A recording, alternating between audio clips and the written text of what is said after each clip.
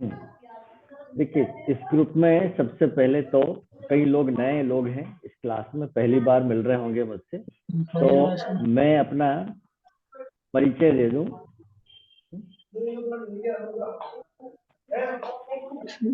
चल रही देखिए सचिन सर जी, आप आप ही म्यूट कर दीजिए सब कुछ। हाँ, यहाँ से मुझे दिख नहीं रहा। सचिन जी म्यूट कर लीजिए, वीडियो साउंड म्यूट कर लीजिए, साउंड म्यूट है सर। डिस्टरबेंस। हाँ, अब ठीक है। तब सुनिए, सबसे पहले तो कुछ ग्रुप में कुछ नए लोग हैं जो पहली बार मिल रहे हैं, तो मैं अपना परिचय दे दूं। मैं भारत शर्मा, अभी एक स्कूल में मैथमेटिक्स का टीचर हूँ, सीबीएसई स्कूल में। उसके पहले जब ज्योतिष मैंने पढ़ना शुरू किया तो कब, मेरे पिताजी गवर्नमेंट ऑफिस कर रहे हैं, एक्साइज अधिकारी, एक्साइज डिपार्टमेंट में, और एक्साइज डीओ से वो रिटायर हुए।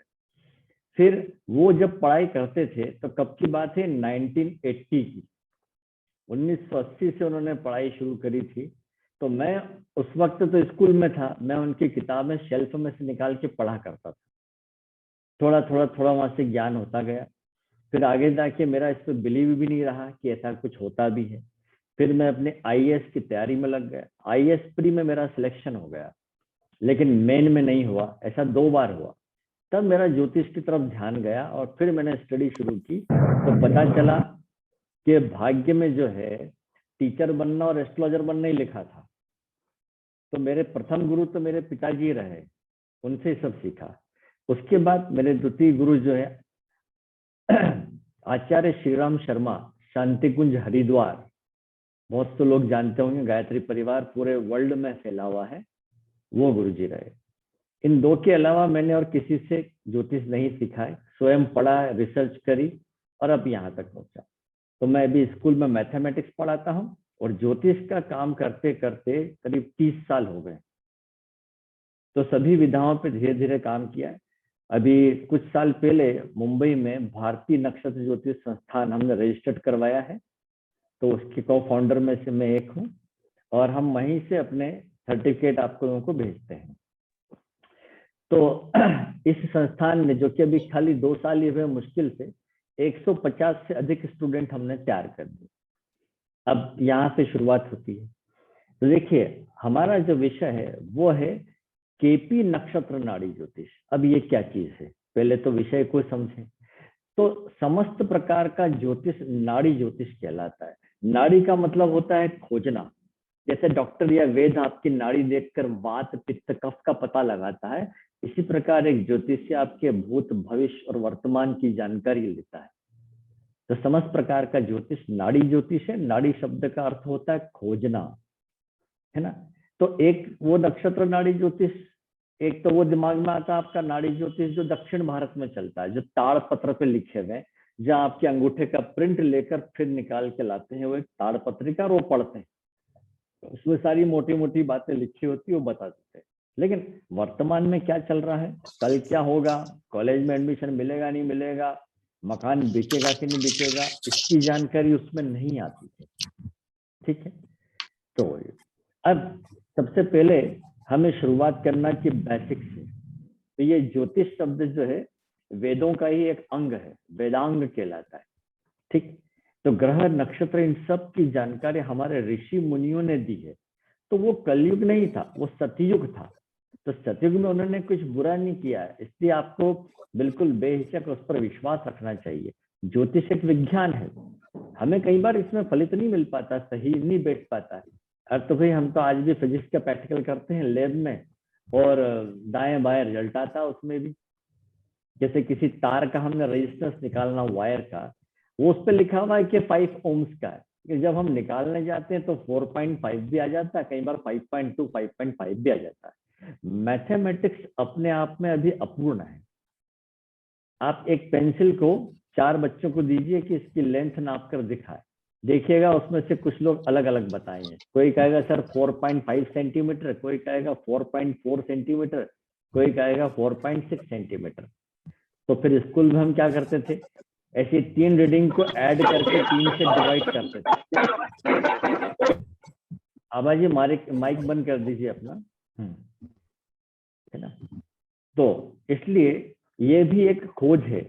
तो ज्योतिष विज्ञान है और हम जानते हैं विज्ञान में निरंतर जो है रोज प्रयोग चलते रहते हैं।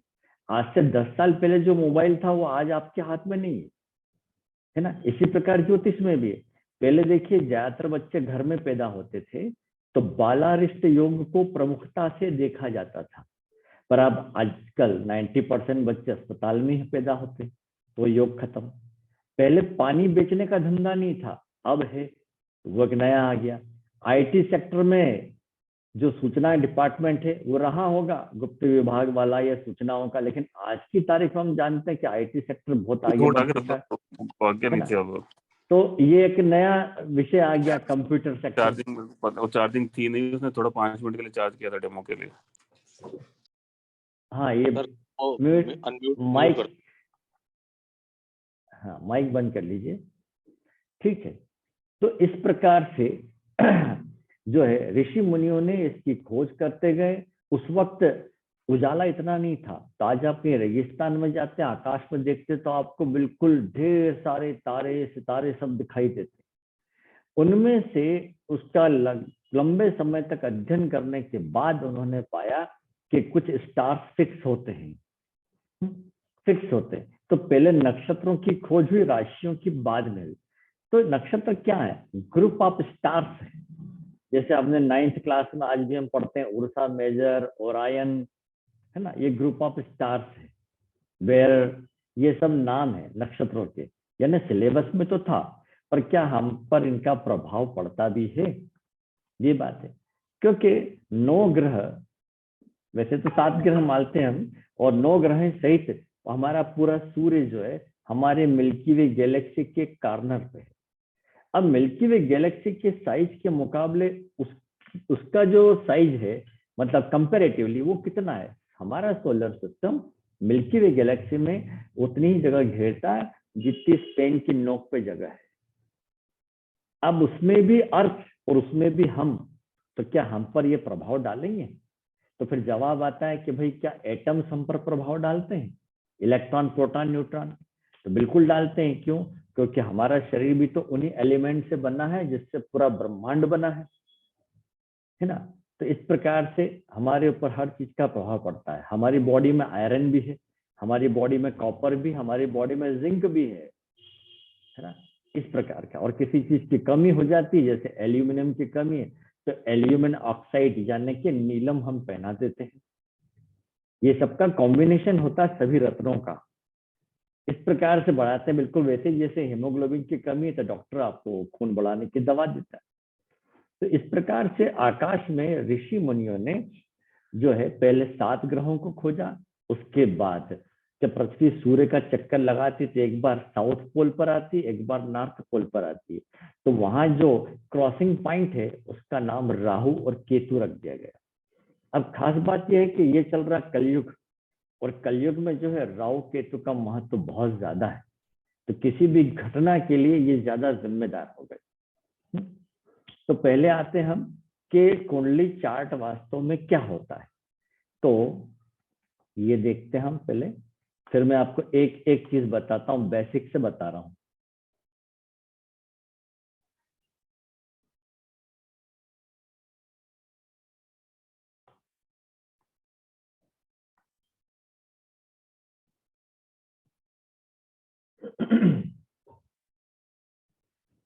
ये देखिए इधर लेफ्ट हैंड पे लिखा है लग्न राशि चार्ट। ये लग्न चार्ट है ना। इसमें 12 भाव लिए गए। 12 भाव क्यों लिए गए? 12 राशियों के आधार पे। तो राशियां क्या है? ग्रुप ऑफ स्टार्स है ना। हम कहते हैं कि ऊपर पृथ्वी के बाहर सब राशियां अलग अलग है ना विद्यमान है, स्थिर है, और फिर ग्रह घूमते रहते हैं।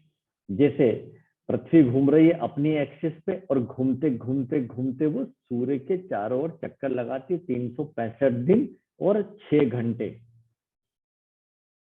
अब ये 6 घंटे हो गए तो मतलब 4 साल बाद 24 घंटे हो जाएंगे, तो एक दिन बढ़ जाएगा, तो फरवरी 29 दिन की हो जाती है ना। ये इसी प्रकार से सभी ग्रह भी अपने अपने एक्सिस पे घूम रहे हैं, मतलब आकाश में कुछ भी स्थिर नहीं है। हमारा पूरा का पूरा सारे ग्रह सूर्य के चक्कर लगा रहे हैं, सूर्य भी अपने एक्सिस पे घूम रहा है और अपने सोलर परिवार सहित मिल्की वे गैलेक्सी में घूम रहा है, और मिल्की वे गैलेक्सी पूरे ब्रह्मांड में घूम रही है। ठीक है, तो ऊपर आकाश में कुछ भी स्थिर नहीं है। तो घूमते घूमते कोई ग्रह कभी किसी राशि के टच होता है, आया स्टार्टिंग में आया और उसको पार करता है, फिर इन सबके पार करने की समय अवधि अलग अलग है। तो सबसे ज्यादा फिक्स हम किसको लेते हैं? सूर्य को। जैसे भी अगले महीने 14 जनवरी को मकर संक्रांति आएगी, तो 14 जनवरी को मकर संक्रांति आ रही है, मतलब सूर्य मकर राशि में प्रवेश कर रहा है। सूर्य लगभग 1 महीना एक राशि में रहता है, तो 12 राशि में 12 महीने का एक साल बना है। और आज हमारे घर में कैलेंडर टंगा हो कि पूरे वर्ल्ड में कहीं भी कैलेंडर हो, वो एस्ट्रोलॉजी कैलेंडर ही है। सप्ताह के 7 दिन जो लिए हैं वो भी ग्रहों के आधार पर लिए गए। तो ये 12 भाव बनाए गए हैं, और इन 12 भावों को एंटी क्लॉकवाइज हम गिनते हैं। जैसे यहाँ 1 नंबर है तो 1 हो गया, 2 3 4 इस प्रकार से। ठीक, अब इन भावों से क्या जानकारी मिलती है, पहले तो हम वो देख लें, बाद में हम बात करेंगे ग्रहों की, नक्षत्रों की। ये जो पहला भाव बनाया गया है, ये आपका सिर है, मस्तिष्क है, मस्तिष्क की संरचना है ये। फिर इसके भी जो है 2 भाग हो जाते हैं, एक लेफ्ट और राइट। अगर आपने 10th क्लास में ब्रेन के बारे में पढ़ा होगा तो इसके 2 पार्ट बनते हैं, लेफ्ट और राइट का। इसमें फिर पिट्यूटरी ग्लैंड भी होती है ना, और ठीक गर्दन के पीछे अबुलस मैंगलोटा बोलते हैं उसको। ये दोनों आंखों के बीच में जो हम ध्यान लगाते हैं, वो ध्यान वास्तव में कहाँ जाके लगता है? पिट्यूटरी ग्लैंड पर, जिसको कहते हैं मास्टर ग्लैंड, जो सभी ग्रंथियों पर कंट्रोल करती है। ठीक, ये फिर इसी से हम अपने मानसिक रोगों का विचार भी करते हैं। किसी का भय होता है, फोबिया होता है, वो भी यही आएगा। व्यक्ति का साहस, किए जाने वाले कर्म, ये सब उसकी सोच प्रथम भाव से देखी जाएगी। द्वितीय भाव में आ जाए, अगर ये व्यक्ति का चेहरा है तो द्वितीय और 12वां भाव व्यक्ति की आंखों का भी। तो पुरुष के लिए ये वाला दाई आंख दूसरा भाव, और बायां भाव, ये 12वां भाव बाई आंख का। स्त्री के मामले में इसको उल्टा माना गया है, दायां बायां। ठीक है, द्वितीय भाव किस किस चीज का होता है? वैसे तो आप में से कईयों को नॉलेज है, और जैसे मैंने कहा कि हमारे इस क्लास में कई लोग नए लोग हैं। देखिए, द्वितीय भाव आपके बैंक में जमा धन का भाव है, संग्रहित धन का भाव है। द्वितीय भाव वाणी का भाव है। जैसे आप मुंह खोलते हैं तो मुंह का ऊपरी हिस्सा जो दिखाई देता उतना हिस्सा है। दांतों का भाव भी है। ठीक, ये नाक का हिस्सा भी बनता है क्योंकि वो जुड़ता है मुंह में, तो साइनस रोग यहीं से आता है। ठीक है, वाणी का भाव भी है, हकलाएगा कोई व्यक्ति अगर द्वितीय भाव या द्वितीय पीड़ित होगा तब, है ना। और मुंह में जो लार ग्रंथियां बनती है वो भी इसी से संबंधित है। द्वितीय भाव परिवार का भाव भी है, कुटुंब भाव भी है। और अभी मैं बताऊंगा कि और 2 भाव क्या, जैसे कईयों को पता है कि द्वितीय भाव मारक भाव भी होता है, क्यों होता है वो भी हम बात करेंगे। अब आते हैं हम तीसरे भाव पे। तीसरा भाव सूचनाओं का भाव है, कम्युनिकेशन का हाउस है। फिर छोटे भाई बहनों का है, और छोटी छोटी यात्राएं जो जीवन में होती है, चाहे आप घर से ऑफिस जाने के लिए निकल रहे हो, रोज जाना पड़ता है 20-25 किलोमीटर, तो उसका भी भाव है। ठीक, और तीसरे भाव में बात करें थायराइड ग्लैंड, थायराइड ग्रंथियों का भाव तीसरा भाव। गले का अंदरूनी हिस्सा, मुख खोलते से दूसरा भाव दिखता है आपको, उसके अंदरूनी हिस्सा जो दिखाई नहीं देता है वो गले का हिस्सा है, ये तीसरा भाव। तीसरे भाव को भी शोल्डर को भी माना गया है, शोल्डर का भाव भी है ये। ठीक है, ये टांसिलाइटिस जो अंदर की तरफ रहते हैं हमारे टांसिल्स, उसका भाव भी हुआ तीसरा भाव। ठीक है, और तीसरा भाव लेखन का भाव भी है, आपके पराक्रम प्रयास का भाव है, तो लेखन का भाव भी तीसरा भाव होता है। अब आते हैं चौथा भाव। चौथे भाव के बारे में हमें पता है मैक्सिमम लोगों को कि भाई माता का भाव है, माता का भाव है, और प्रॉपर्टी का भाव है। फिर ज्यादा अपने फेफड़ों का भाव, सीने का भाव, हार्ट का भाव। खांसी अगर बहुत गहरी हो जाती है तो ये भाव बिगड़ जाएगा। जब सांस से संबंधित रोगों का भाव भी यही है। ठीक है, इस पे ध्यान। फिर माता, संपत्ति, वाहन, किसी भी प्रकार के वाहन का भाव, प्रॉपर्टी का भाव भी चतुर्थ भाव होता है, ये ध्यान रखें। फिर आते हैं पंचम भाव। पंचम भाव है ना, खुशियों का भाव है और क्रिएटिविटी का भाव, रचनात्मक बुद्धि का भाव। ठीक, रचनात्मक बुद्धि का भाव भी यही है। ये माइक डिस्टर्ब हो रहा है, बंद कर लीजिए।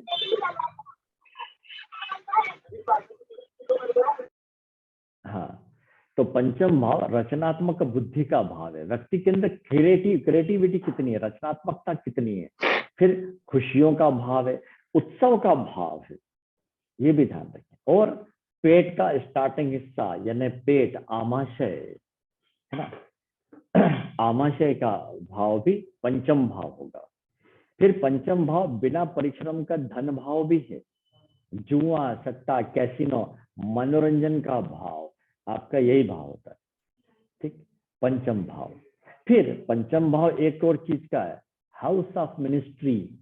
जो लोग नहीं जानते हम ध्यान रखें, हाउस ऑफ मिनिस्ट्री का भाव पंचम भाव हो गया। ठीक, अब आते हम छठे भाव पे। छठे भाव के बारे में रोग, ऋण, शत्रु, ये तीन शब्द तो हम बोल ही देते हैं कि भाई छठा भाव इन चीजों का है। ये पेट का अंदरूनी हिस्सा है, छोटी आंतों का हिस्सा है। छठा भाव रोग, ऋण, शत्रु का है।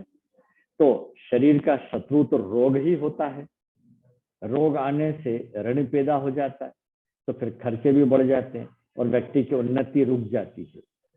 छठा भाव।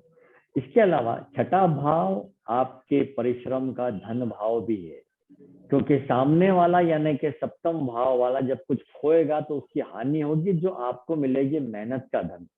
तो द्वितीय भाव बैंक में जमा धन का भाव है, पंचम भाव बिना परिश्रम का धन है, छठा भाव आपके मेहनत का धन है। ठीक, छठा भाव आपके अधीनस्थ कर्मचारी का भाव भी है, सर्विस का भाव भी है। आपके घर में जो पालतू पशु है, डॉग वगैरह जो पालते हैं, वो भी छठा भाव आता है।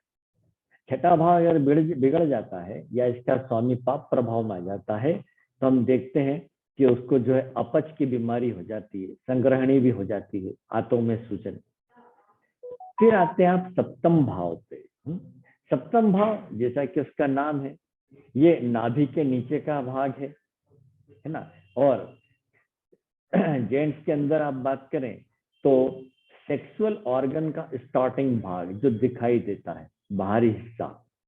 और लेडीज में यूटेरस का हिस्सा बताता है ना, ओवरी को भी बताता है।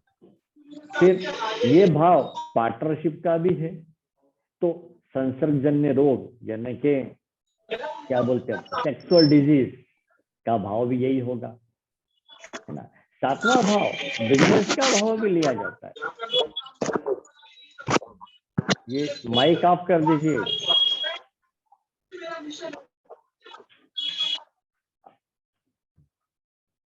हाँ, सातवां भाव। ठीक है। फिर किसी भी प्रकार के अंडाशय और हार्मोन से संबंधित भाव भी सप्तम भाव होगा। फिर पार्टनरशिप का भाव भी है, बिजनेस का भाव भी है। कई बार यात्रा का भाव भी हम इसी को लेते हैं, और सप्तम भाव चोर का भाव भी माना जाता है। ठीक। फिर आते हैं अष्टम भाव पर। अष्टम भाव के बारे में जिसे हम बोलते हैं आयु का भाव, मृत्यु का भाव नहीं बोले, इसे आयु का भाव बोलिए। ये हमारे बड़ी आंत का आखिरी हिस्सा यानी कि एनस या गुदा का भाग होता है। फिर सेक्सुअल ऑर्गन का अंतिम भाग होता है, चाहे लेडीज हो या जेंट्स हो, उन सब के लिए।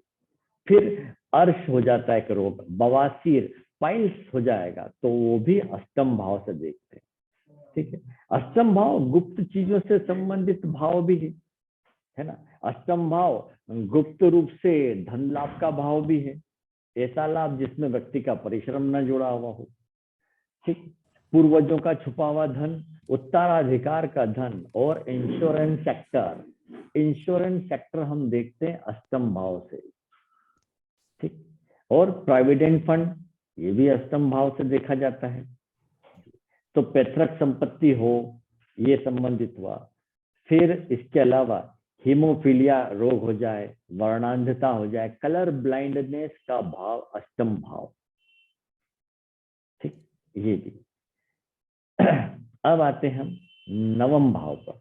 नवम भाव जैसे सब जानते हैं, लोग कहते हैं भाग्य का भाव है, भाग्य का भाव। लेकिन मैं आपको बताऊं 12 के 12 भाव भाग्य के भाव होते हैं। संतान आपको पंचम भाव देता है ना, विवाह आपका सप्तम भाव देता है, नवम नहीं देता है। सर्विस आपको छठा और 10वां भाव देता है, नवम नहीं देता है। तो 12 के 12 भाव भाग्य के भाव होते हैं। नवम भाव उच्च शिक्षा का भाव है, जबकि चतुर्थ भाव हाई स्कूल की शिक्षा का है, और द्वितीय भाव परिवार से मिलने वाली शिक्षा का भाव है। जब बच्चे को अपन सिखाते हैं भैया आपके दादाजी है, पंखा है, ये वो है, वो चीजों का जो परिचय कराते हैं द्वितीय भाव। चतुर्थ भाव स्कूली शिक्षा का, और नवम भाव उच्च शिक्षा का। उच्च शिक्षा बोले तो ग्रेजुएट, पोस्ट ग्रेजुएट की बात कर रहा हूं मैं, सिर्फ ग्रेजुएशन की बात कर रहा हूं, है ना। ये नवम भाव या नवम राशि या नवमेश पीड़ित हो जाता है तो हिप्स डिस्टर्ब हो जाते हैं, कूल्हों में रोग होना, कूल्हों में चोट लगना। नवम भाव व्यक्ति के धर्म का भाव भी है, तो उसकी धार्मिकता को भी सूचित करता है, आस्तिकता को भी सूचित करता है। नवम भाव अनुसंधान, छोटा रिसर्च प्रोजेक्ट वर्क को भी बताता है, ठीक। फिर आते हैं यही नवम भाव सप्तम भाव से तीसरा है, ठीक है, इसकी अभी चर्चा करते हैं। अब आते हैं हम दसम भाव। दसम भाव को कर्म का भाव माना गया है, लेकिन मैं एक चीज और जोड़ू इसमें, आप प्रतिष्ठा का भाव दसम भाव। अगर शिक्षा के लिए ग्रेजुएशन आपने देखा नवम भाव से, तो पोस्ट ग्रेजुएशन आप देखिए 10 और 11 भाव से, पोस्ट ग्रेजुएशन, है ना। जैसे बीई कर लिया तो एमई कर लिया, बीटेक किया तो एमटेक किया, बीकॉम किया तो एमकॉम किया, या एमबीए किया, तो हायर एजुकेशन जितना ऊपर 10 और 11 भाव जी। तो दसम भाव कर्म का भाव है। दसम भाव राजनीति का भाव भी है ना, राजनीति का भाव भी है। फिर आते हैं हम 11वें भाव पर। दसम भाव एक चीज और है, शरीर के अंगों की बात करें तो ये आपके घुटनों का भाव है, घुटनों का। 11वां भाव आपके घुटने से लेके पिंडलियों, पैर तक के बीच की पिंडलियों का भाव है। 11वां भाव जो है हर प्रकार की इच्छा पूर्ति का माना गया, लेकिन ये छठे से छठा भी है, इसलिए रोग को बढ़ा देगा। किसी की भी पत्रिका में लाभेश यानी लाभ भाव का स्वामी छठे में होगा तो जीवन भर कोई ना कोई रोग बने ही रहेगा, है ना। तो 11वां भाव बड़े भाई बहनों का भाव भी है, आपके मित्रों का भाव भी 11वां भाव है, ठीक। अब आते हैं 12वां भाव। 12वें भाव के बारे में मैक्सिमम लोग जानते हैं, खर्चे का भाव है। खर्च का, जेल का, अस्पताल का, रिहेब सेंटर का, पागल खाने का भाव, है ना। जन्म स्थान से दूरी, विदेश का भाव, और उच्च कोटि की रिसर्च का भाव 12वां भाव। रिसाइकल यूनिट तो लगाई जाती है, उसके लिए भी हम 12वें भाव को ही देखते हैं। और जेल, अस्पताल, ये व्यय भाव बोलते हैं हम इसको। इसका अधिकार पैर के तलवे के ऊपर होता है, पैर का तलवा, पांव, है ना। तो अगर किसी का व्यय भाव का स्वामी यानी कि व्यय भाव का स्वामी पीड़ित हो जाएगा तो उसके पंजे पैर के तलवों में होगा। लेकिन ये व्यय भाव का है, खर्च का भाव भी। खर्च का है तो मतलब अपने विचारों को भी किसी को देना, धन भी खर्च करना, ये भी होता है। अरे मैं थोड़ा काम कर रहा हूँ भाई कंप्यूटर में, आप चले जाओ ना भैया, थोड़ा काम कर रहा हूँ मैं, रुक तो बनेगा नहीं। रवि जी बंद कर दीजिए, काम कर रहा हूँ, आप चले जाओ ना पीछे से, तो मम्मी उतरेगी। रवि जी माइक बंद कर लीजिए, ये कर दिया। हाँ, तो मैं बता रहा था 12वें भाव के बारे में।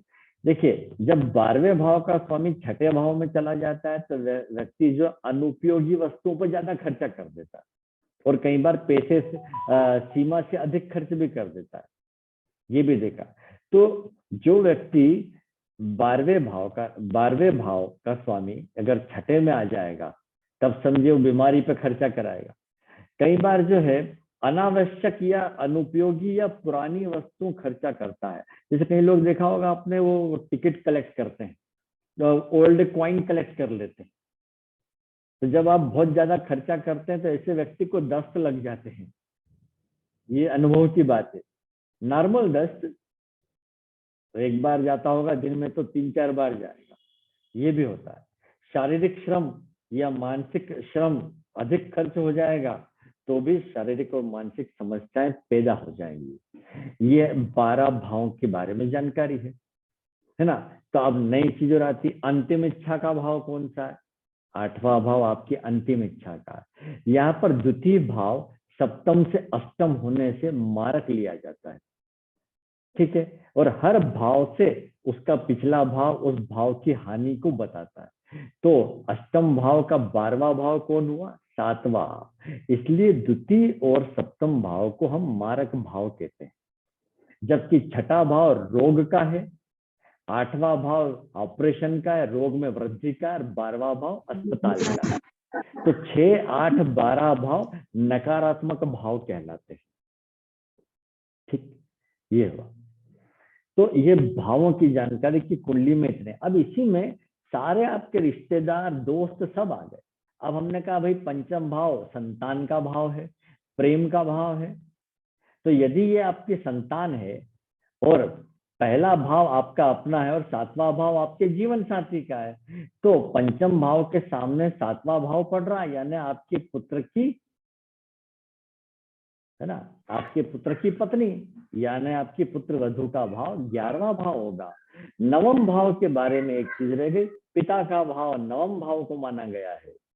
समस्त प्रकार के ज्योतिष शास्त्रों में 9वां भाव, वैदिक में 10म लेते थे, लेकिन अब जो है 9वां भाव। जब तक आप यूं भी दिमाग लगा सकते हैं कि भाई जब तक बच्चा पिता के आश्रय है तो 10म भाव को मान लीजिए, जब अपने कामकाज पे लग गया तो वो 9वां भाव एक्टिव हो जाता है, ठीक।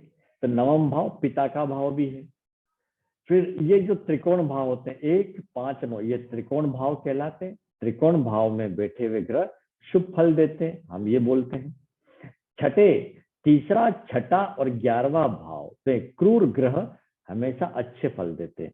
अब बात करते हैं ग्रहों की। तो ग्रह में पहले आते हैं सूर्य के ऊपर। सूर्य, तो सूर्य के बारे में हम बात करें तो सूर्य क्या है? सूर्य गैस का गोला है, उसके अंदर हाइड्रोजन गैस है। हाइड्रोजन प्लस हाइड्रोजन मिलती है तो फ्यूजन रिएक्शन होती है। फ्यूज, हाइड्रोजन हाइड्रोजन मिलकर हीलियम बनाती है। इस प्रोसेस में ढेर सारी एनर्जी निकलती है। तो सूर्य की ये एनर्जी जलती जा रही है। आज सूर्य की उम्र आधी हो चुकी है, यानी उसकी आधी हाइड्रोजन जल चुकी है। सूर्य के ऊपर अभी भी बहुत जो है रिसर्च हो रही है। सूर्य के प्रकाश से ही सभी ग्रह प्रकाशित हैं। तो हमारे सौर मंडल में ये 7 ग्रह लिए गए हैं। कुछ लोग नेपच्यून, यूरेनस को भी ले लेते हैं, जैसे कि यहाँ पे आपको ये 11वें भाव में नेपच्यून लिखा हुआ है, ये यूरेनस भी लिखा हुआ है। लेकिन चूंकि ये ग्रह बहुत दूर है, अतः इनसे रिफ्लेक्ट होकर आने वाला लाइट अर्थ तक पहुंच नहीं पाता है, बहुत कम हो जाता है, इसलिए अधिक प्रभाव इनका नहीं देखा जाता, ठीक। फिर सूर्य, सूर्य आप क्या चीज है? सूर्य वास्तव में, सूर्य आपका तेज है। सूर्य आपका तेज है। इसका अधिकार पित्त के ऊपर होता है, ये ध्यान रखिए, पित्त के ऊपर इसका अधिकार है। फिर 9 ग्रह है, तो 9 ग्रहों में सूर्य भी एक ग्रह हुआ। तो ये जो है बीमारी क्या देगा? तो ये एक तो मैंने बताया पित्त विकार, शरीर में जो बुखार आ जाता है, शरीर में गर्मी होती है। हृदय रोग का कारक सूर्य होता है मुख्य रूप से, ठीक है। ये आपके तेज का कारक है। आपके समाज में प्रतिष्ठा का कारक है, तो कलंक का कारक भी सूर्य बनता है। प्रतिष्ठा पे धब्बा लग जाना, है ना, सर दर्द देना, तो सूर्य इस प्रकार से सभी ग्रहों का राजा है। फिर सूर्य के बाद अगला ग्रह आता है चंद्रमा। सूर्य को तो हम पिता लेते हैं, आत्मा का कारक भी सूर्य है, तो चंद्रमा को माता का कारक माना गया। संसार में 2 ही वंश होते हैं, सूर्य वंश और चंद्र वंश, बाकी सब इसी से निकले हुए हैं और उसकी अलग अलग उपजातियां बना ली है। वास्तव में जब अर्थ का जन्म हुआ फिर उस पर समुदाय पैदा हुए। जातियां तो थी नहीं कभी भी, केवल 4 वर्ण थे, ब्राह्मण, क्षत्रिय, वैश्य, शूद्र। और सभी वर्णों का अपना अपना कार्य था, कोई किसी को डिस्टर्ब नहीं करता था। फिर भारत में विदेशी जातियां आ गई तो यहाँ जातियों के बंधन स्थापित हो गए। और अब हालत यह है कि कर्म को भी जाति मान लेते हैं, जबकि वो गलत तरीका है। तो हमें वर्ण लेना चाहिए। और आपकी पत्रिकाओं में भी देखिए ना, 4 वर्ण लिखे रहते हैं, ब्राह्मण, क्षत्रिय, वैश्य, शूद्र। 4 में से कोई एक वर्ण आता है जो पत्रिका मिलान में काम आता है। तो चंद्रमा जो है माता का कारक है। आपके शरीर में जितना भी लिक्विड है, जैसे खून तरल है, तो तरल पदार्थ का कारक क्या हुआ? चंद्रमा। चंद्रमा मानसिक रोगों का कारक भी होता है ना। घबराहट हो जाना, चिंता हो जाना, और सर्दी जुकाम, इसका कारक भी यही है। देखने में आया है कि चंद्रमा जब रोग भाव में आएगा, 6ठे भाव में, तो उसको सर्दी जुकाम की पीड़ा सहन करनी पड़ती है ना। ब्लड प्रेशर को भी कम ज्यादा कर देता है, खून का बहाव तेज होना, क्योंकि लिक्विड का कारक है। फिर स्त्री रोग का कारक भी यही होता है, चंद्रमा मुख्य रूप से। जल में डूब जाना, वो भी यही आएगा, चंद्रमा। चंद्रमा के बाद अब चंद्रमा पृथ्वी का उपग्रह माना गया है, छोटा है, लेकिन पृथ्वी के अधिक निकट होने से ये अधिक मात्रा में परावर्तित किरणें भेजता है। सूर्य की किरणें पड़ी और ये हमारे ऊपर आई, दूसरे ग्रहों के मुकाबले। चंद्रमा मन का कारक है, तो एक चंद्रमा डिस्टर्ब हो जाता है तो मन भ्रमित होता है। दिन भर में हमारे ऊपर कार्य करने वाला ग्रह चंद्रमा है। देखिए, समुद्र में जो ज्वार भाटे आते हैं, हम सब जानते हैं, सूर्य और चंद्रमा की गुरुत्वाकर्षण शक्ति के कारण पानी रात को समुद्र में ऊपर आ जाता है। हमारी बॉडी में भी 70% पानी है और वो नमकीन पानी, तो चंद्रमा भी हमें प्रभावित करता है। दिन भर हमारे मन जो चलता है वो चंद्रमा के। चंद्रमा के बाद आ जाइए आप मंगल पे। मंगल पित्त का कारक है, पित्त विकार का। सूर्य हुआ डिस्टर्ब करने का, तो एक मंगल भी होता है, ये पित्त रोग देता है, ये शरीर में गर्मी बढ़ाने का काम करता है। 6ठे भाव में मंगल होगा तो ऊर्जा शरीर की बढ़ा देगा, वो आदमी तेज गति से कार्य करेगा, ये भी देखा। फिर अल्सर है ना, पेट में छोटे छोटे छाले वगैरह हो जाते हैं, मंगल का अधिकार उस पर। किसी भी प्रकार का आपके घर में शस्त्र हो, चाकू हो, तलवार हो, बंदूक हो, वो सबके ऊपर मंगल अधिकार रखता है। छोटे भाई बहन का कारक माना गया है मंगल को भी। ठीक। फिर मंगल बलवान होने से व्यक्ति सेना नायक होता है, कायदे कानून की बात करता है। मंगल के बाद आते हैं बुध पे। बुध जो है, कहीं आपने पढ़ा होगा, नपुंसक ग्रह कहलाता है, अर्थात बुध द्विस्वभाव है। वो यस नो किधर जाएगा ये कहना मुश्किल है, तो व्यक्ति को दुविधा में भी डाल देता है। ठीक। तो बुध ग्रह जो है हरे रंग का कारक है, जबकि मंगल लाल रंग का कारक है, लाल बना हुआ है। चंद्रमा पानी का है तो वो ब्लू कलर लिया हुआ है। ठीक है। तो बुध जो है हमारे शरीर में नसों का कारक है। नसें, नाड़ियां जितनी भी है, नर्वस सिस्टम, स्किन के ऊपर भी इसका अधिकार है बुध का। ठीक। बुध बुद्धिमान है, रचनात्मक बुद्धि का कारक होता है। बुध मैथमेटिक्स है ना। यही बुध कॉमर्स का कारक भी है। तो एक बुध अच्छा होता है तो व्यक्ति बुद्धिमान बनेगा ही बनेगा। फिर वाणी का कारक भी बुध है। बुध पीड़ित होता है या कहीं से शनि की दृष्टि पड़ती है, तो जब उसको बोलना चाहिए वो बोल नहीं पाता है, या हम ही कहेंगे कि अपने विचारों प्रस्तुत नहीं कर पाता। सूखी खांसी हो जाती है, गीली खांसी अलग होती है, सूखी खांसी अलग होती है। बुध उसका कारक है। आपके जो ब्रीदिंग सेक्शन है पूरा, बुध उसके ऊपर कंट्रोल रखता है। फिर आते हैं बुध छोटे भाई बहन का भी। बुध के बाद आते हैं गुरु पे, जुपिटर। गुरु तो नाम ही है उसका, गुरु है ना, ये आपका गुरु है। गुरु यानी भारी भी होता है, गुरु ज्ञान का प्रतीक भी है, और गुरु वसा का कारक होने से मोटापे का कारक है, गुरु विस्तार का कारक है। तो जब कैंसर होता है तो कैंसर में राहु के साथ साथ गुरु की भूमिका सामने आती है। क्यों भाई? कैंसर क्या होता? Unwanted growth of cells. तो गुरु विस्तार का कारक है। गुरु अगर डिस्टर्ब हो जाए, 8वें भाव में आ जाए, तो इसको तकलीफदायक ही मानना चाहिए। गुरु आपका ज्ञान है, तो गुरु क्या प्रकार के रोग देगा? एक तो पेट संबंधी रोग है ना, पेट संबंधी रोग दे देगा। फिर लीवर किडनी के ऊपर भी गुरु का अधिकार है, हर्निया के ऊपर और मोटापे के ऊपर भी गुरु का अधिकार है। फिर शुगर के रोग, छठे भाव में गुरु होगा या अष्टम में होगा तो शुगर का रोग तो देने ही देना होता है, ये भी हम दें। फिर आता है शुक्र, नाम है शुक्र, सुंदरता का प्रतीक है ना, सुंदरता का प्रतीक है। लग्न में शुक्र होता है, एक भाव में शुक्र होता है तो व्यक्ति डियो परफ्यूम लगा के रखता है, अपने आप को स्मार्ट रखता है, यदि उसके ऊपर शनि की दृष्टि ना हो तो। शुक्र ही हर प्रकार की सुंदरता का कारक है, ये वीनस की देवी उसका कारक है। लग्जरियस आइटम जितने भी हम खरीदते हैं, फैशनेबल चीजें वगैरह, सबका कारक शुक्र है।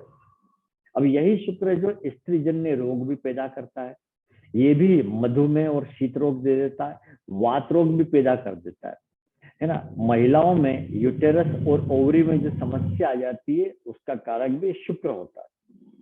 फिर जेंट्स में शीघ्र पतन की शिकायत होना, स्पर्म काउंटिंग कम हो जाना पीड़ित शुक्र के कारण होती है।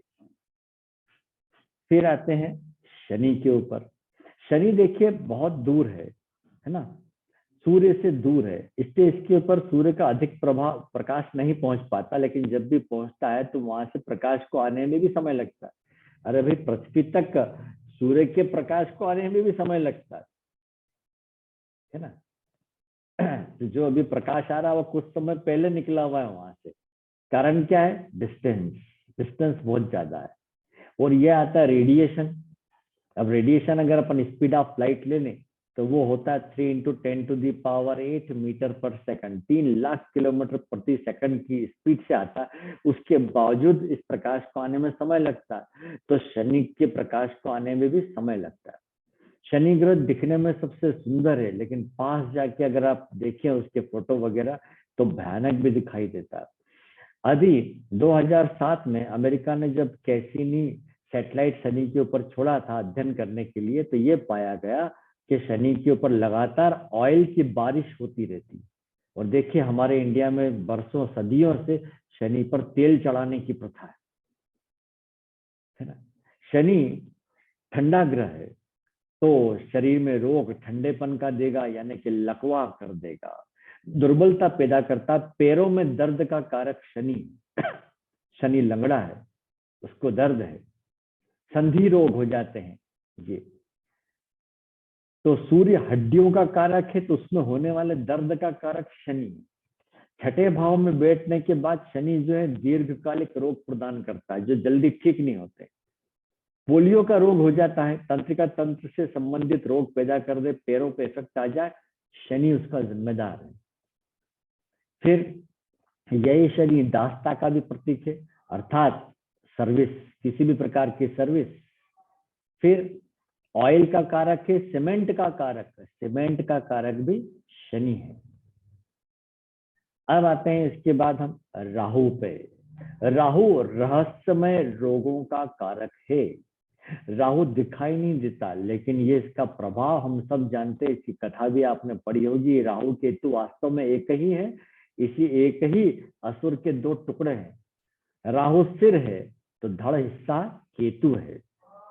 तो केतु की आंखें नहीं होती, तो केतु की दृष्टि फिर भी लोग नवम दृष्टि मान लेते हैं। अब जब उसकी दृष्टि नहीं है तो कैसी दृष्टि? ठीक। फिर बात करते हैं राहु की। राहु विष का कारक है। राहु अचानक घटनाएं देता है। अगर ये तीसरे, छठे या 11वें भाव में बैठ जाए तो बहुत ही बढ़िया, अपनी दशा के लिए बहुत अच्छा है।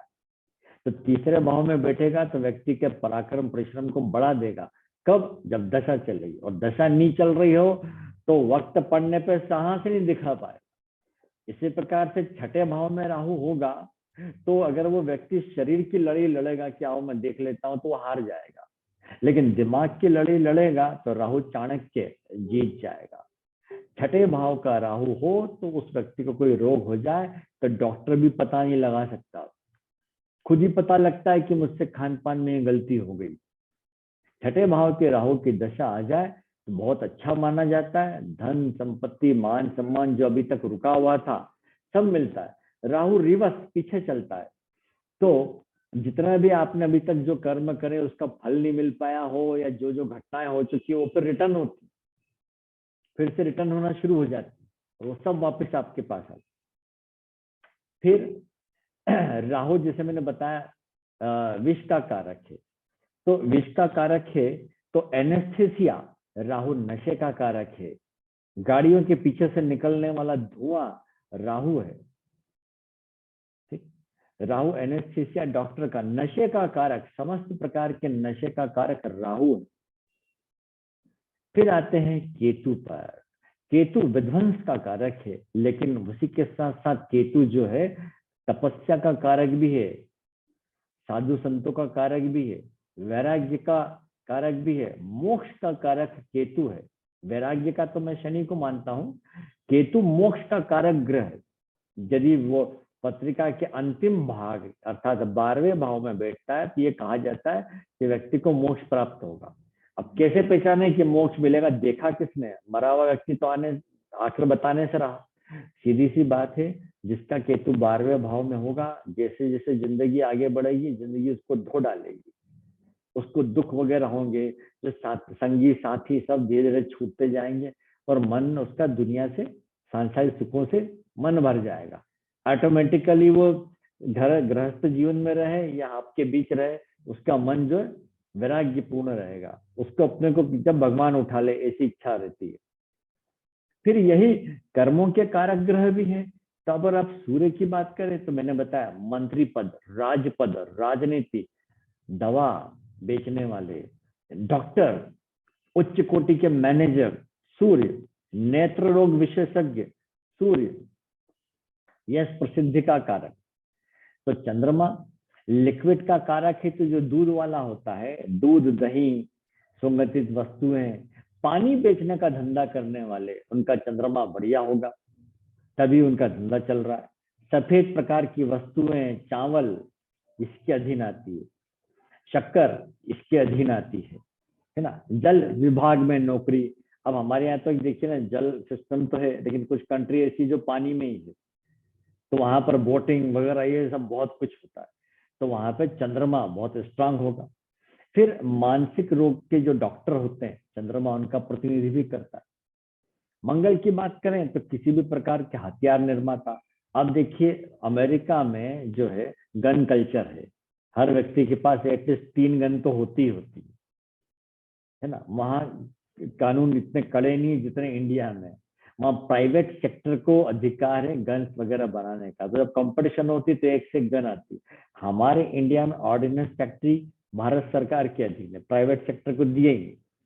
तो मंगल बिजली की वस्तुओं का, इलेक्ट्रिक वस्तुओं का कारक है। आपके कंप्यूटर का एंटीवायरस मंगल है। फिर ईंट भट्टे का कार्य होता है, या आग लगाई जाती है, वो हुआ। क्रिमिनल जो लॉयर होते हैं वो मंगल है। मांस बेचने वाले वो भी वही हैं। गुंडे होते हैं, आतंकवादी होते हैं, जिनका मंगल डिस्टर्ब हो जाता है, वो भी मंगल में आता है। हिंसक विक्रेता, हथियार बेचने वाले। अब बुध की बात करें तो बुध के द्वारा कर्म क्या निकलता है? प्रकाशन, लेखन, पत्रकारिता। जिसका बुध स्ट्रांग होगा वो पत्रकारिता के फील्ड में आगे होगा। एजेंट, जितने प्रकार के एजेंट है, चाहे वाहन डीलर वगैरह हो, दलाली वाले हो, संवाददाता हो, प्रेस रिपोर्टर हो, या पुस्तक बेचने वाले हो, लेखन का कार्य करने वाले हो, उन सब के लिए बुध स्ट्रांग होता है। प्रिंटिंग प्रेस के लिए भी, मैथमेटिक्स के लिए भी। गुरु की बात करें तो गुरु किन कर्मों को सूचित करेगा? गुरु शिक्षा है, तो शिक्षक, प्रोफेसर, लेक्चरर, या किसी चर्च का फादर, मंदिर का पुजारी, मौलवी जी, और कोई बड़ा व्यक्ति, संस्थान, मैनेजमेंट को भी ये बताता है। वेद पुराण को बताएगा। गुरु सलाहकार है ना। और ये वकील भी है, सिविल वकील, वकील का काम भी गुरु करता है। फिर शुक्र, शुक्र हम जानते हैं फिल्म, टेलीविजन, मनोरंजन का क्षेत्र। जितने भी फिल्म कलाकार हैं, यदि वो सक्सेसफुल हैं तो उनका शुक्र पीड़ित है। बिना पीड़ित शुक्र के वो वहां आगे बढ़ ही नहीं सकते। और शुक्र पीड़ित किससे होगा? राहु से या मंगल से। किसी भी प्रकार के परफ्यूम हुए वो शुक्र है, फैशन डिजाइनिंग के आइटम है वो शुक्र है, डांस डायरेक्टर हुआ है, पेंटिंग है, गायन है, मॉडलिंग का काम करने वाले, मैरिज ब्यूरो चलाने वाले, फैंसी स्टोर, चांदी का व्यापार है ना, फैशनेबल ज्वेलरी बेचने वाले, वो सब शुक्र के अधीन आते हैं। हाँ, हमें वो बात और है कि बताना पड़ता है व्यक्ति को भाई उसके लिए क्या सही रहेगा। अभी हम एक एक चैप्टर पे आएंगे तो हम बताएंगे कि व्यक्ति के लिए क्या काम का सही रहेगा। फिर आते हैं शनि पे। शनि को तो मैंने आपको बता ही दिया, सर्विस का कारक है, लोहे का कारक है, सीमेंट का कारक है, ऑयल। शनि अगर स्ट्रांग है तो ऑयल का बिजनेस, ऑटो पार्ट्स का बिजनेस, माइनिंग का बिजनेस भी कर सकता है ना। और जो वैद्य लोग होते हैं हमारे इंडिया में, आयुर्वेदिक चार उनको बोलते हैं, वो भी है।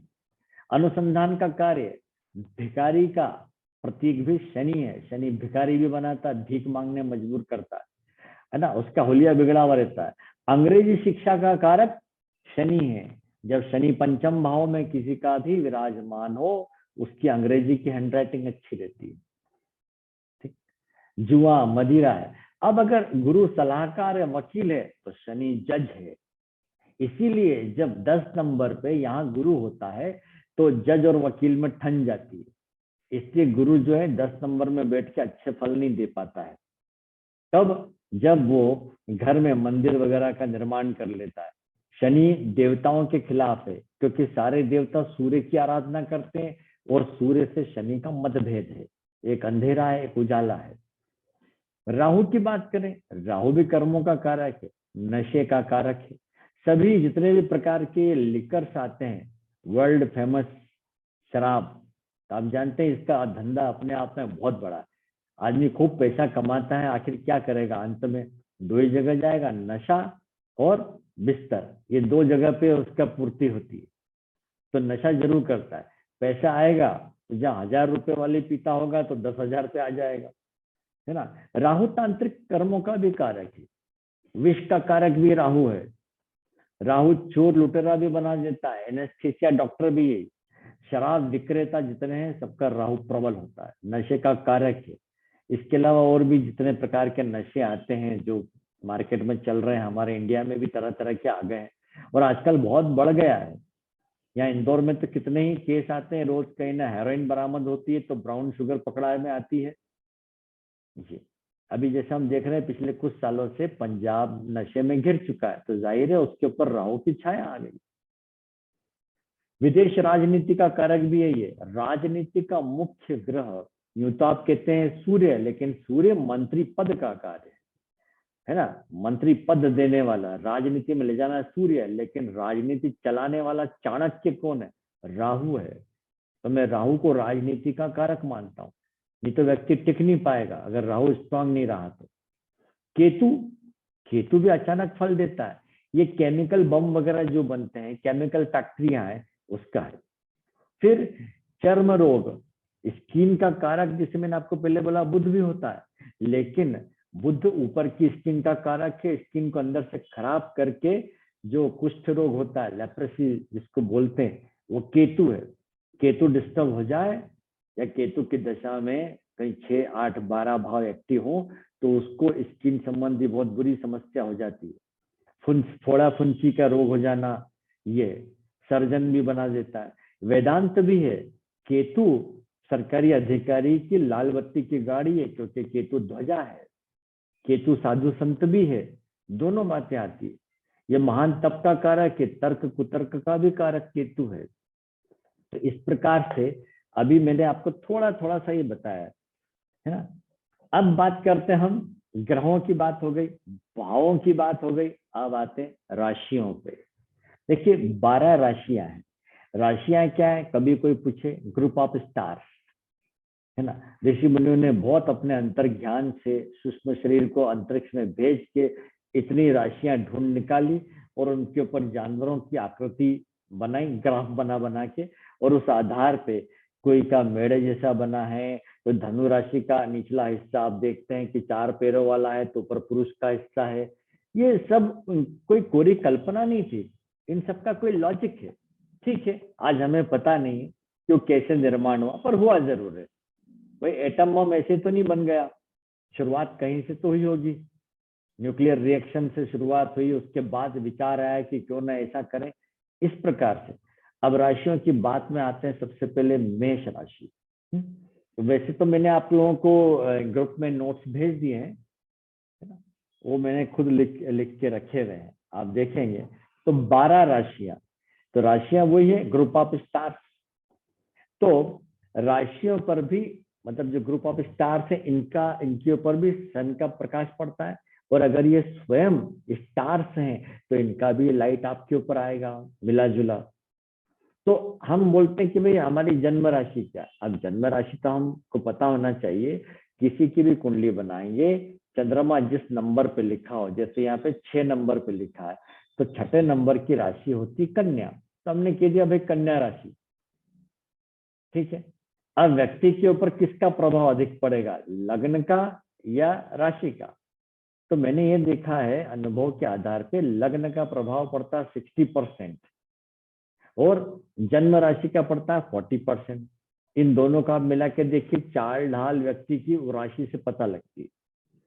तो अगर किसी का चंद्रमा 6ठे भाव में, 8वें भाव में या 12वें भाव में हो, तो जो भी उसकी जन्म राशि आ रही हो, उसका जो भी नाम आ रहा है मत रखिए, तकलीफदायक होगा।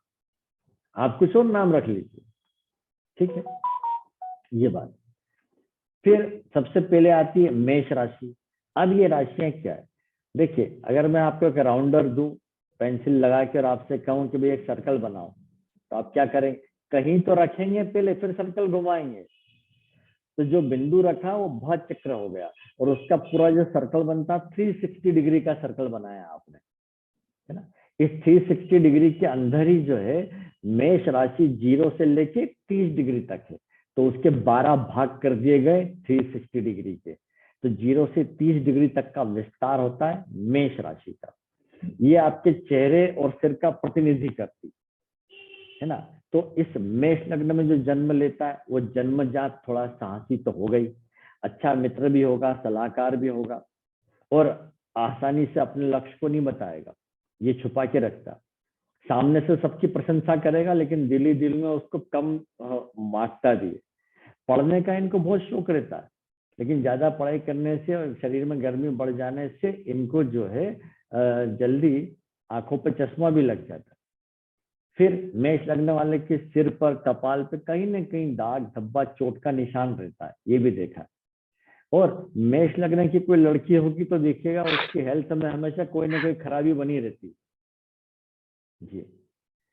फिर वृषभ राशि आती, वृषभ यानी बेल, जंगली बेल। आप डिस्कवरी चैनल देखिए, बेल को देखिए, वो शांत रहता है मैक्सिमम, लेकिन चिंतित रहता है, नजरें बार बार उठती रहती है। तो वृषभ लग्न वाला जीवन में सब कुछ अच्छा होते हुए भी कोई ना कोई चिंता मन में पाले रहता है ना। ये अपने चरित्र को स्वच्छ बनाए रखते हैं, धन पर पैनी निगाह रखते हैं, रिश्तेदारों से खुल के मिलते हैं, लेकिन एक दूरी भी बना के रखते हैं, कूटनीतिज्ञ होते हैं, विपरीत लिंग की तरफ जल्दी आकर्षित होते हैं, ये भी देखने में आया है ना। ये ज्यादातर शांत रहते हैं, लेकिन क्रोधित हो जाए तो शेर को भी मार देते हैं, ये बात है।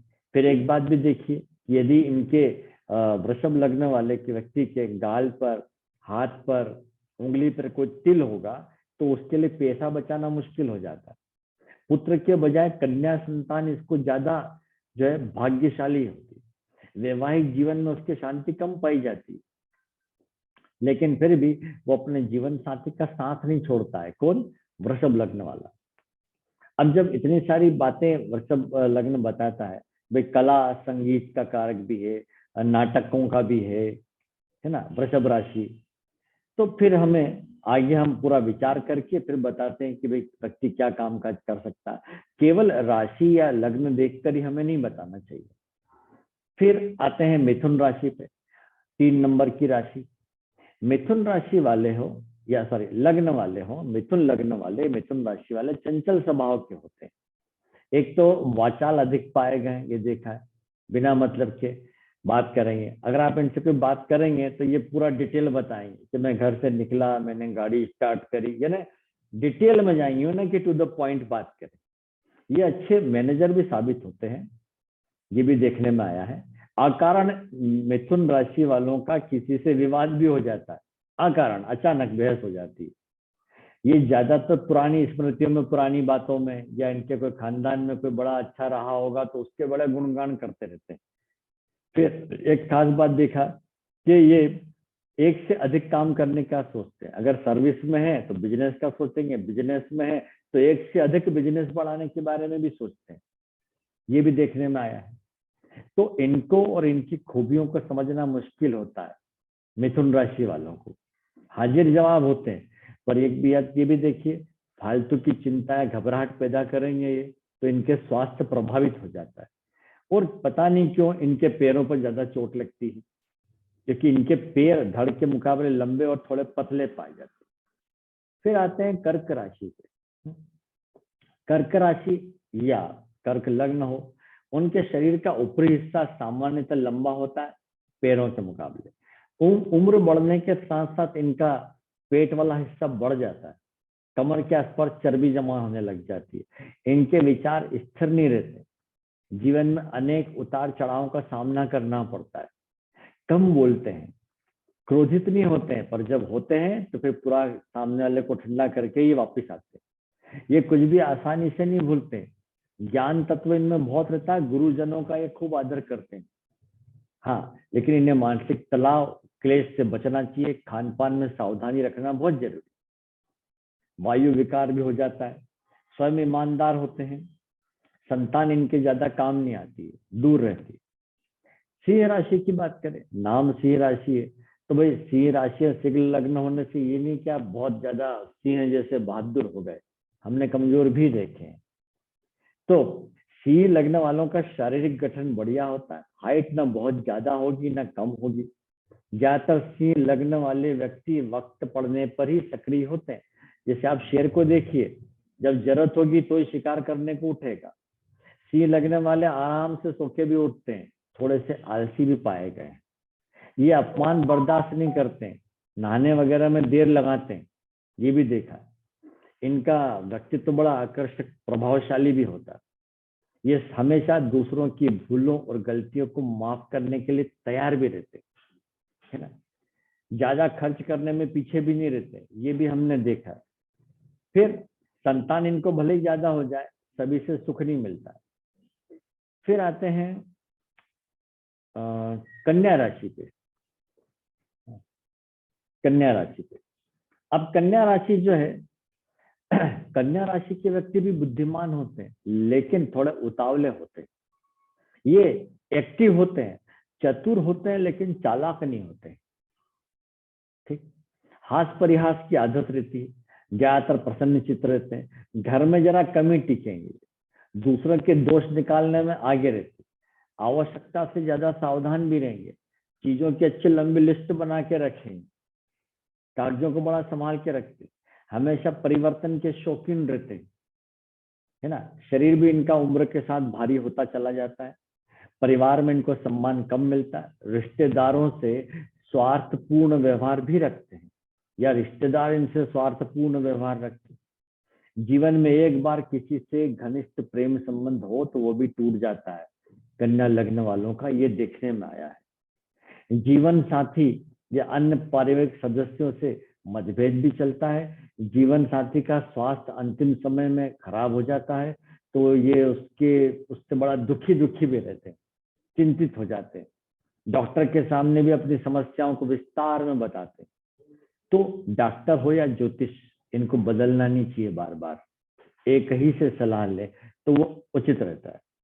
फिर जन्म स्थान से दूर रहने पर इनकी चिंता कम रहती है, ये भी पाएगा। कठोर परिश्रम के बावजूद ये बहुत अधिक संपत्ति तो नहीं बना पाते, लेकिन इनका काम कभी नहीं रुकता। इस लग्न की अगर कोई महिला है तो वो अपने पति के दुख से जल्दी परेशान हो जाती है, ये भी देखने में आया।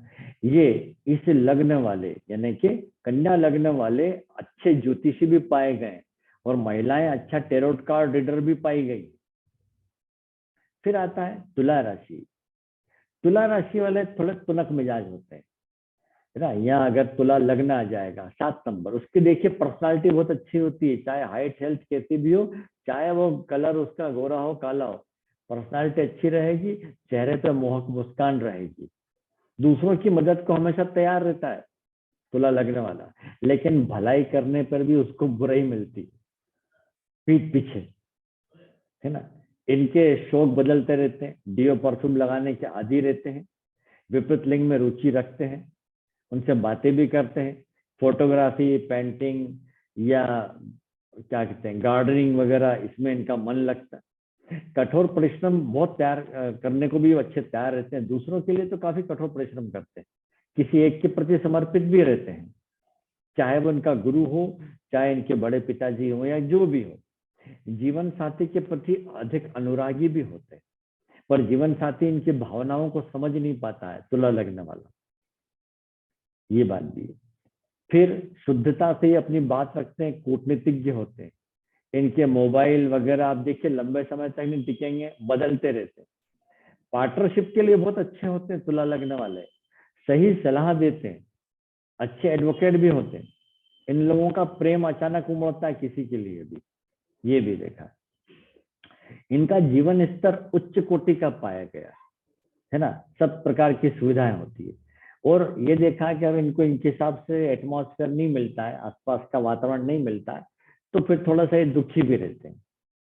फिर आता है वृश्चिक राशि। सबसे ज्यादा मैं प्रभावित होता हूँ तो वृश्चिक राशि लगने वालों से। वृश्चिक यानी बिच्छू, ये पलता ही नहीं है, वो डंक मारेगा ही आपको। अगर आपका दोस्त बन जाए तो उससे अच्छा दोस्त नहीं, और दुश्मन बन जाए तो उससे बुरा दुश्मन भी नहीं। तो स्वाभाविक रूप से सबसे ज्यादा असंतुलित राशि जो है वृश्चिक राशि है ना। इससे कोई अच्छा नहीं तो कोई बुरा नहीं। शारीरिक स्तर के बजाय मानसिक स्तर पर जो है बहुत अधिक तकलीफ देते हैं। इनका स्वभाव गर्म रहता है, वैसे पता नहीं चलने देंगे आपको। इनकी आंखों में चमक और सावधानी हमेशा बनी रहती है, ये भी पाया। रिश्तों की बहुत कद्र करते हैं या बिल्कुल भी नहीं करेंगे। अच्छे आस्तिक होंगे या बिल्कुल नास्तिक होंगे। किसी के अधीन रहना पसंद नहीं करते, स्वतंत्र विचारों के होते हैं। जिद करके किसी भी तरह अपनी बात मनवा लेना, ये इनकी आदत भी रहती है ना। इनका कोई काम बिगड़ जाए तो इनका मन बहुत जबरदस्त डिस्टर्ब हो जाता, अशांति पैदा कर लेते। प्रिय मित्रों में से या किसी एक व्यक्ति से इनका घनिष्ठ संबंध जीवन में टूट जाता है, जो जीवन भर इनको याद रहता है, ये भी देखने में आया।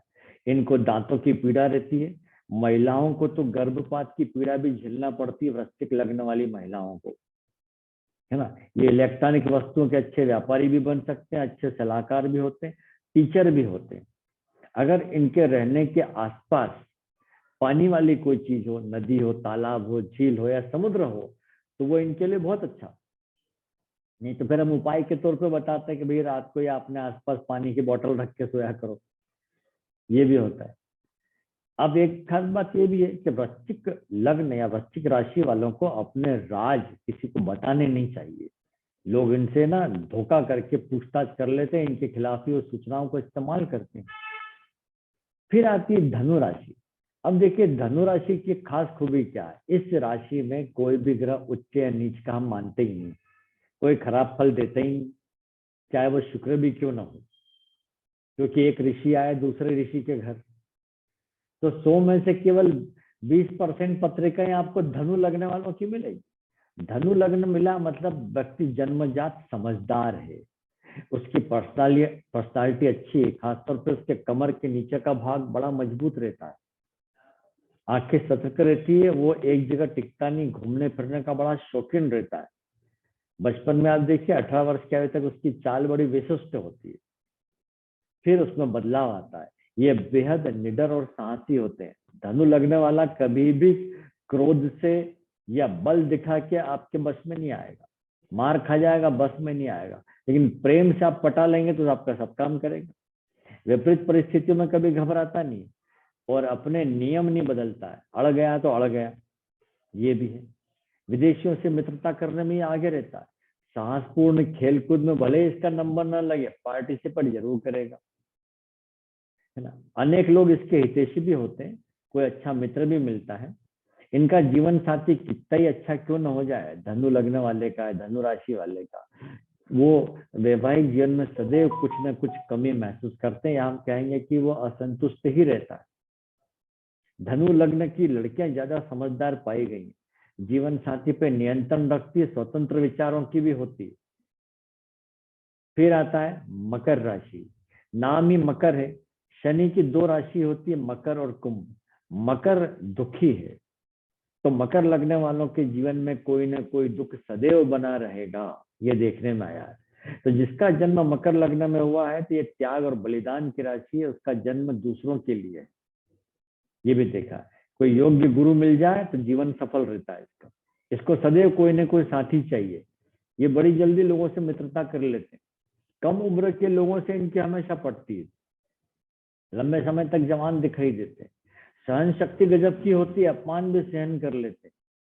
ये अपने मन के भावों को कभी प्रकट नहीं करते। मकर लग्न वाले के व्यक्ति के जीवन साथी में के स्वास्थ्य में भी कभी कोई न कोई समस्या बनी रहती है। फिर आता है कुंभ राशि। कुंभ राशि वाले लोग सदैव प्रसन्न रहते हैं। कुंभ है ना घड़ा, जो दिखाई नहीं देता है कि भरा हुआ है कि खाली है ना। सामने वाले के मनोभावों को आसानी से ताड़ लेते। मेमोरी पावर बहुत बढ़िया होती है, सामाजिक कार्यों में ये आगे बढ़ के जो है भाग लेते है ना। उचित अनुचित कोई भी रास्ता अपनाने को तैयार रहते हैं। कामकाज में भी इनके शौक वगैरह बहुत अलग ही रहते हैं, कपड़े अच्छे पहनना, लोगों से बातचीत करना, सभा में अपने आप को आगे रखना।